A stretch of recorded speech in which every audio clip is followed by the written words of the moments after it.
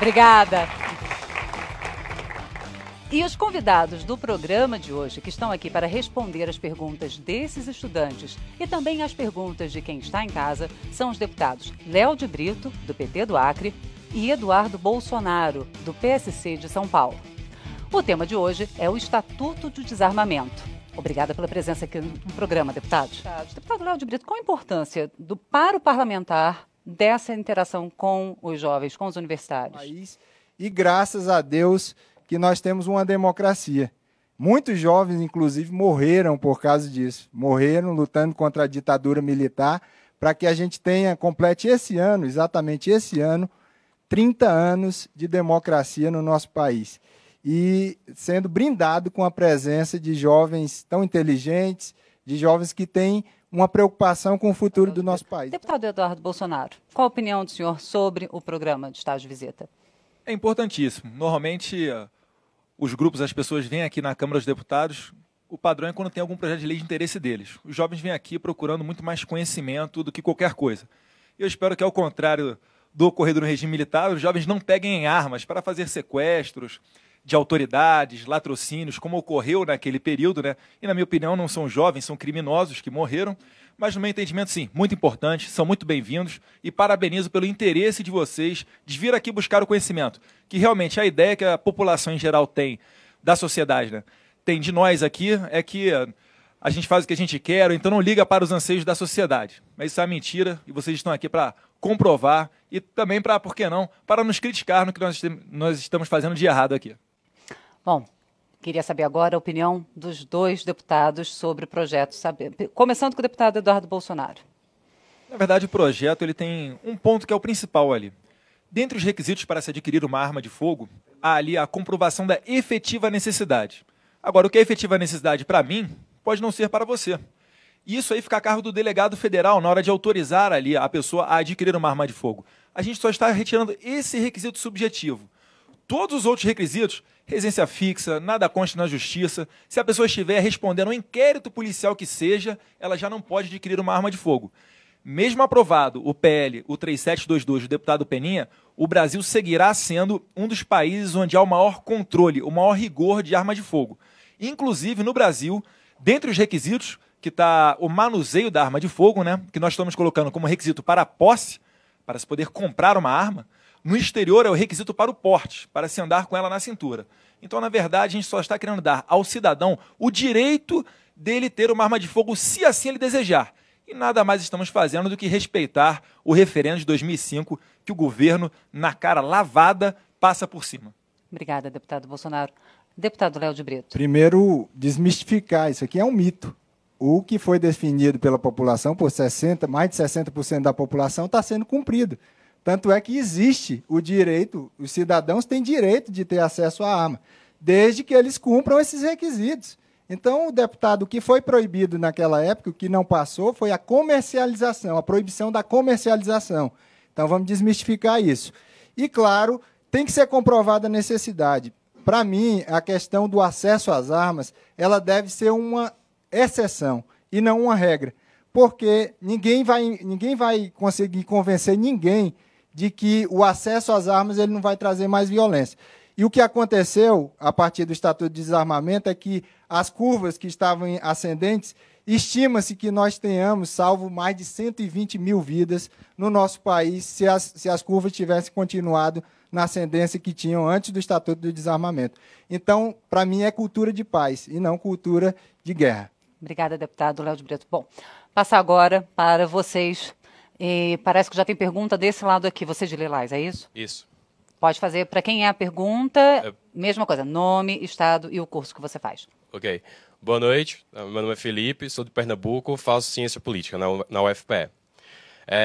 Primeiramente, gostaria de agradecer a participação dos deputados. Tá?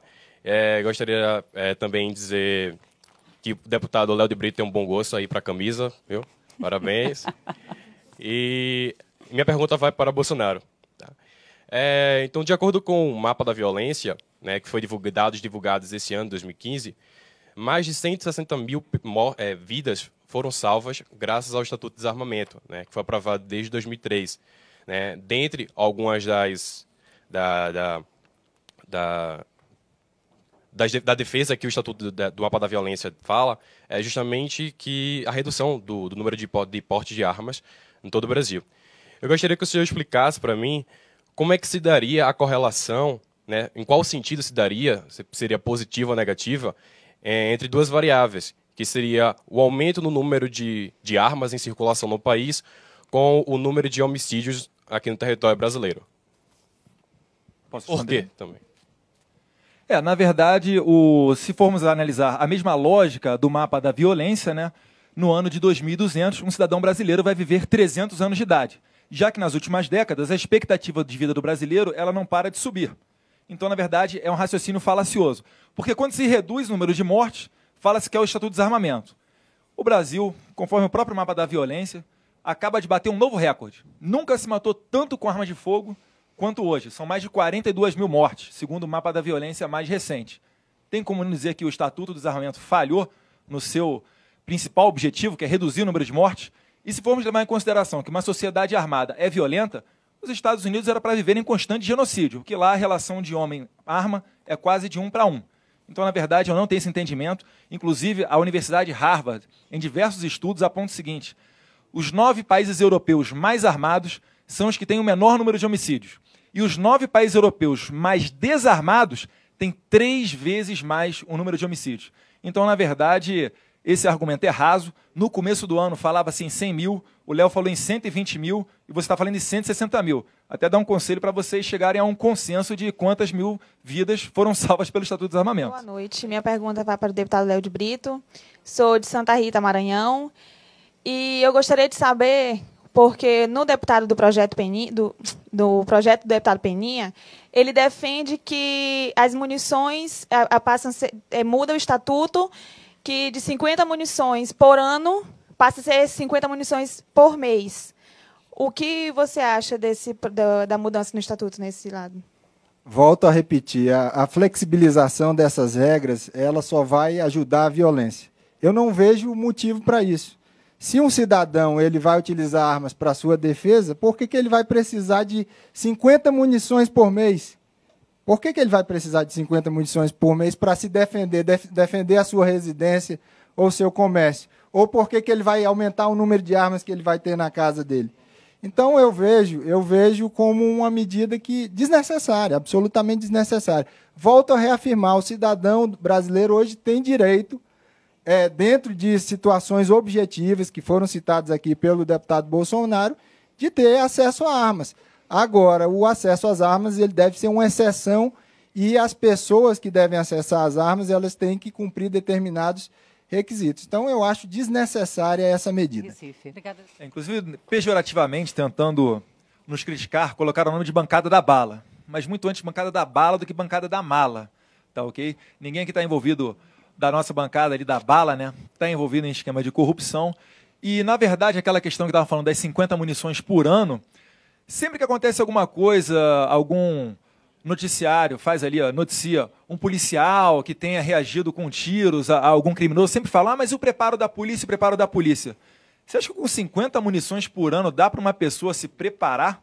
Essa pessoa ficar preparada para utilizar uma arma de fogo? Então, no meu entendimento, é até pouco 50 munições por mês. Atiradores e atiradores, principalmente, né? Quando estão se preparando para os campeonatos, dão 400, 500 tiros em um dia. 50 munições seria muito pouco. Por mim, eu gastei R$52 mil na minha campanha em São Paulo. Fui eleito à base de muito suor e também graças à internet. Então, tenho propriedade para falar que eu sou a favor, sim, de que se mantenha o financiamento privado. Porque se mantiver público, o governo aí e os seus aliados já saem com mais de 100 bilhões por ano com as ditas bolsas, né, assistencialistas e por aí vai.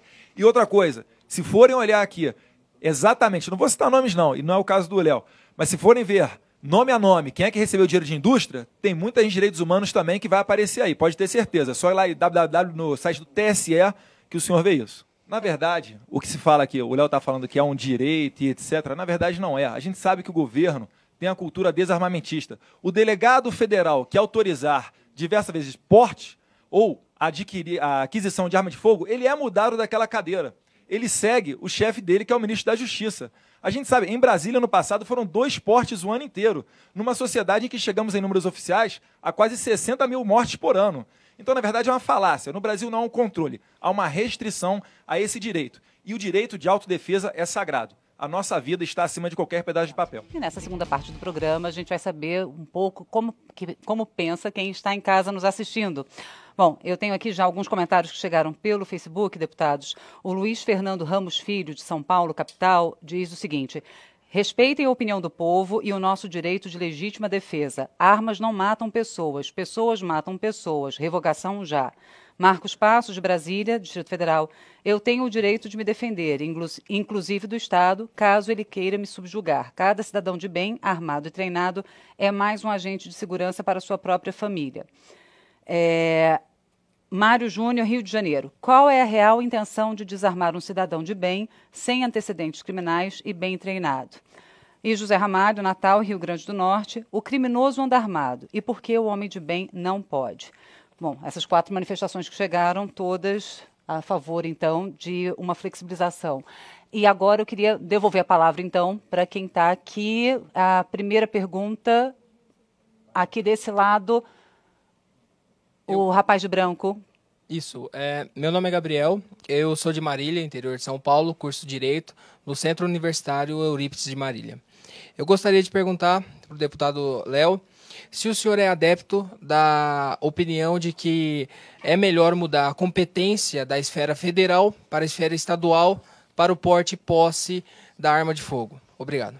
Agora, se você descentralizar e ficar isso na mão da Polícia Civil, o que pode acontecer? Politização dessa situação. Muito isso pode acontecer. Então, uma flexibilização com fins políticos e você pode aumentar a corrupção e, mais ainda, o controle vai ficar menor. Meu nome é Arson, sou aluno de Direito da Universidade Federal da Paraíba e gostaria de entender do deputado Bolsonaro como evitar que aumente o número de acidentes com armas de fogo a partir do momento que eu flexibilizar o acesso a elas e até transformar o Estatuto do Desarmamento em Estatuto do Armamento. Na verdade, é o Estatuto da Legítima Defesa, eu prefiro chamar assim o PL 3722 do Peninha. Quando se fala em acidente com crianças, vem muito o apelo emocional. E longe do calor, se analisarmos os números, a gente vai perceber que o que mais mata crianças até 12 anos de idade, né, assim consideradas, segundo os dados do Ministério da Saúde, são acidentes de carro. Na 8ª causa, depois de afogamento, sufocamento, outros, queimaduras, quedas, aí vem aparecer a arma de fogo.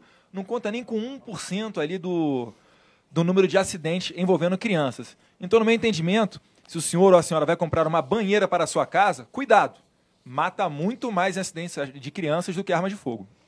Desse lado, você de camisa listrada. Eu sou Vitor, sou do Recife, estudante de Direito, e a minha pergunta vai para o deputado Bolsonaro. Deputado, eu venho de um estado extremamente violento. Violento não só em crimes que são praticados por bandidos profissionais, como o senhor e grande parte da bancada aqui na Câmara trata os homicídios por crimes com armas de fogo, mas também é um estado em que pratica diariamente crimes ocasionados dentro da própria casa. E é muito assustador para quem vem de um estado como Pernambuco, um estado em que tem uma cultura extremamente machista, inclusive do pai com o filho ou com a filha, do marido que se exalta e que parte para a violência, ou então até de um delegado, como eu já presenciei, que se exaltou porque colocaram um carro na vaga que era reservada para ele. Eu fico preocupado, deputado, se essa questão que o senhor defende é realmente uma tentativa de colocar o cidadão de bem, que também pode praticar crime, para se defender em legítima defesa, ou isso é uma pressão externa na Câmara, visto que no ano passado, apesar que o nome do senhor não está na lista, a indústria bélica financiou importantes campanhas de deputados federais aqui na Câmara e tem exercido grande influência. Eu gostaria de saber do senhor isso. Qual é a influência externa que pode estar acontecendo aqui na Câmara, até porque, do mesmo jeito que os movimentos sociais têm o direito de fazer pressão, A indústria também tem esse direito, e para quem vem de um estado em que se assusta com gente armada, só pode despertar esse tipo de dúvida. Pode ser pressão da indústria e de gente que não tem noção como isso é prejudicial. Obrigada. Deputado Bolsonaro. Meu colega de direito, né? Também sou formado em direito. Cito um exemplo do seu estado, um estado vizinho ali, mas também do Nordeste, Alagoas. Foi o estado que mais se desarmou e o estado que bate recorde em cima de recorde em homicídios por 100 mil habitantes. Então a relação no meu entendimento, é bem dessa. Se formos partir da linha de que pessoas podem cometer crime, então nós temos que caçar todas as habilitações do Brasil. Vide o número de acidentes de trânsito que matam muito mais do que armas de fogo no Brasil. O que a gente pode tentar é controlar isso para tentar evitar. Como? Exigindo nada consta na justiça para se poder adquirir uma arma de fogo, um teste psicológico, uma prova de manuseio junto a um instrutor credenciado pela Polícia Federal e assim por diante. Agora, ninguém tem bola de cristal para conseguir prever qualquer tipo de crime. Eu prefiro trabalhar com dados. Como eu disse, se formos trabalhar pela emoção, teremos apelo para os dois lados e nada de racional vai sair daí. Bom, meu nome é Amanda, eu curso Direito na Universidade Federal de Campina Grande, de Souza, na Paraíba. E eu queria entender do deputado Bolsonaro que no projeto do deputado Peninha prevê a diminuição de idade de 25 para 21 anos para o porte de arma. E assim, eu como jovem me vejo inserida num grupo que às vezes, por muitas vezes, age por impulsividade, até mesmo num ambiente que está relacionado a festas, bebidas alcoólicas. E eu queria entender por que a defesa dessa diminuição para 21 anos. Na verdade, a maioridade penal, estamos aqui caminhando para que seja reduzida para 16 anos para os crimes graves e 18 anos a imputabilidade penal plena, né? Eu não vejo por que manter aos 25 anos. Eu acredito que com 21 anos de idade, o jovem ele já tem discernimento, sim. E volto a falar, a arma que mata não é a arma do povo, não é a arma do cidadão de bem. E temos sim que separar cidadão de bem de cidadão ruim. Não vou botar você no mesmo bolo dos presidiários, aquela mazelada que fica lá, não. Pelo amor de Deus. Senão a gente realmente vai ter que acabar com a arma de todo mundo. Porque o governo ele entende isso. Entende que você é tão criminosa ou potencial criminosa quanto aquelas pessoas que estupram, que matam, que cometem latrocínio. E além disso, o governo ele ainda ignora o uso defensivo da arma de fogo. Na minha vida policial, eu já tive que fazer uso da arma. Apenas exibi-la e conseguir dar cabo ao problema. E graças a Deus estou hoje aqui conversando com você. Eu quero ver você que está me assistindo, quando alguém entrar na sua casa, se você vai chegar para o ladrão e vai falar que no Brasil nós temos uma cultura de paz. Aí eu quero ver se o ladrão, se ele vai rir da sua cara, se ele vai correr, o que ele vai fazer. No meu entendimento, se tiver uma arma de fogo, dá um tiro no teto. Eu duvido que esse ladrão entre na sua casa, na região rural ou na região urbana. Então esse é o meu entendimento. Pessoas com 21 anos, sim, já têm discernimento para adquirir uma arma de fogo. E a gente está falando aqui não é de uma liberação generalizada. Na verdade, tem requisito sim a cumprir. Vai continuar sendo uma das leis mais rigorosas no controle de arma de fogo.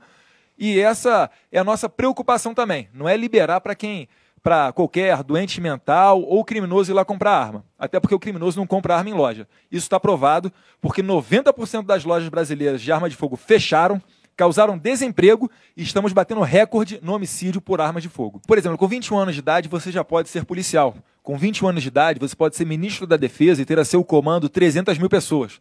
Mas não pode ali portar uma arma na cintura. Mas vai mandar em muita gente com armas. Então essa incoerência também com relação à idade. Obrigada, deputada. Moça de blazer preto. Sou Jamile, estudo na Univale de Biguaçu, Santa Catarina. A minha pergunta o deputado Bolsonaro ele falou da diminuição de 25 para 20 anos. O porquê que o senhor é contra? Pois tem muitos jovens que 20 anos já têm discernimento, é capaz e mora em comunidades que são muito precárias. Bem, sobre essa questão da idade, eu acredito que nós podemos discutir. É uma questão que não necessariamente tem que ficar nos 25 anos. É uma questão que eu não tenho uma posição, digamos assim, firmada. Agora, considero que de qualquer maneira, toda redução, toda facilitação, para mim é complicada, porque eu considero a questão do acesso às armas como uma exceção e não como uma regra. Mas não tenho uma posição firmada a esse respeito. Obrigada, deputado. Bom, antes de passar a palavra para o Broderick, eu vou fazer rapidamente a leitura aqui das mensagens que chegaram pelo 0800 e pela internet, que são gerais para os dois parlamentares. Marina Soares, Jalapão, Tocantins, fala: armas de fogo matam mais que acidentes de trânsito e são a maior causa de mortes de jovens no país. Se ampliar o número de portadores de armas no meio da população, a criminalidade não irá aumentar mais ainda? Fernando Gomide, Brasília, Distrito Federal. Só dizer a fonte dela. Bom, Marina, por favor, manda a fonte pelo 0800 de novo, o deputado Bolsonaro está pedindo. Fernando Gomide, Brasília, pergunta: os senhores não acham que desarmamento civil é algo totalmente ineficaz contra o combate ao crime? Porque as armas que chegam às mãos dos criminosos não têm nenhuma relação com as armas vendidas legalmente em lojas. Eu creio que ele se refere aqui ao fato do contrabando de armas ser muito um dos parlamentares aqui. A maioria das armas são nacionais. A maioria das armas hoje apreendidas, que estão apreendidas são nacionais, não são internacionais. Bom, rápida. Na verdade, um dado dos anos 90, porque eu não tenho ele mais recente, 80% da produção brasileira nos anos 90 era destinada aos países vizinhos aqui. Então, normalmente, o que acontecia? Ia para o Paraguai e retornava através de contrabando no tráfico negro. E só para complementar, o México é um país que não tem indústria de armas em seu território, mas é o 9º mais violento do mundo, segundo a ONU. Obrigada, deputado. Francisco Marinheiro de Araújo, São Paulo. Os agentes públicos que têm o privilégio de portar armas, caso as empreguem para tirar a vida de uma pessoa desarmada, não deveriam ter as suas penas dobradas? E aí, concordo. O senhor concorda? Concordo. Os dois concordam. Concordo. Daniel Miller, Santa Cruz do Sul, Rio Grande do Sul.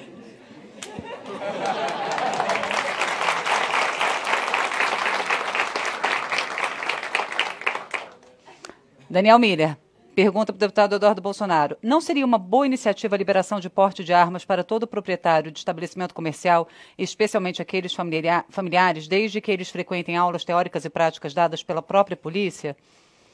No meu entendimento, a gente poderia estender muito mais o rol de pessoas para o porte, né, desde que cumpridos os requisitos. Por exemplo, bacharel em Direito. Eu não entendo que a pessoa que seja formada em Direito ali, ela vai ter qualquer tipo de problema com uma arma de fogo, caminhoneiros e etc.